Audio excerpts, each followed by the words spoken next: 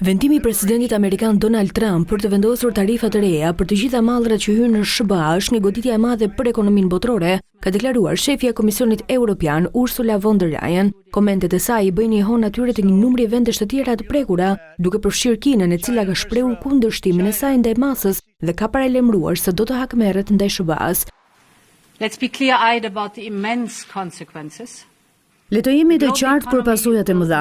Ekonomia globale do të vuajë masivisht. Tarifat do dëmtojnë gjithashtu konsumatorët në mbar botën. Do të ndihet menjëherë. Miliona qytetarë do të përballen me fatura më të larta ushqimore. Mjekimi do të kushtojë më shumë se dhe transporti.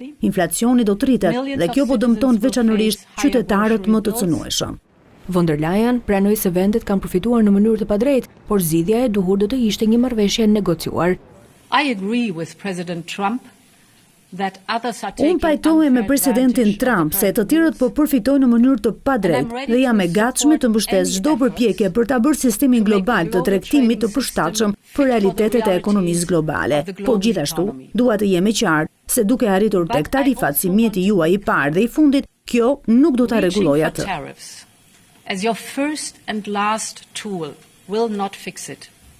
Tarifat reciproke gjithëpërfshirëse hakmarrëse u shpallën për çdo vend në botë. Presidenti amerikan tha se do të vendosë një tarifë të përgjithshme prej 10% për të gjitha importet në SBA nga 5 prilli dhe tarifa të ndryshme sipas specifikave për secilin vend. Për të gjitha mallrat e Bashkimit Evropian do të zbatohet një tarifë 20% dhe për ato nga Britania e Madhe 10%. Rreth 60 vende do të goditen gjithashtu me tarifa të larta nga 9 prilli, ndërsa 25% do të jenë tarifat për çdo automjet të prodhuar jashtë Amerikës. Nuk bëjmë përjashtim as mallrat e importuara nga Kosova dhe Shqipëria, të cilat kanë një tarifë 10%, si dhe nga Serbia, Bosnia-Hercegovina dhe Maqedonia e Veriut. Trump tha se masat janë një shpagim për politikat e padrejta tregtare, duke shtuar se ai ka qenë shumë i sjellshëm në vendimet e tij. Kryeministra italiane Giorgia Meloni, një aleate e Trump, tha se vendimi ishte i gabuar dhe do të punonte drejt një marrëveshje me SBA-n. Homologu i saj spanjoll Pedro Sanchez u shpreh se Spanja do të vazhdojë të jetë përkushtuar ndaj një bote të hapur, ndërsa në Irland drejtuesi Tauis Michael Martin tha se vendimi i Trump ishte thellësisht një keqardhje dhe nga ajo askush nuk përfiton.